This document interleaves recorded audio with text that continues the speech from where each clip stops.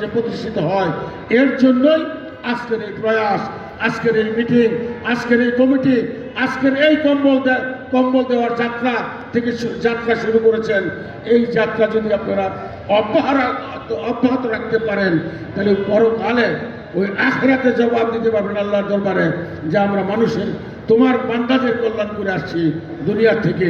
অতএব আপনারা সেই কাজটুকু করার জন্য উদারত আহ্বান রেখে সার্বিক সহযোগিতার হাত প্রসারিত করব এই আশ্বস্ত করে এই কমিটি যেন উত্তর মানুষের কল্যাণে কাজ করতে পারে সেই মানুষের কল্যাণের কাজের সকল সহযোগিতার আশ্বাস দিয়ে আমি আপনাদের ধীরে ধীরে আস্তে আস্তে হাঁটিয়ে দিয়ে পা করে সমস্ত বাংলায় যেন আপনারা ছড়িয়ে দিতে পারেন আপনাদের যেন এই অগ্রযাত্রা যে কেউ রুখে দাঁড়াইতে না পারেন সেই প্রত্যাশা ব্যক্ত করেই আমি আমার কথা শেষ করছি।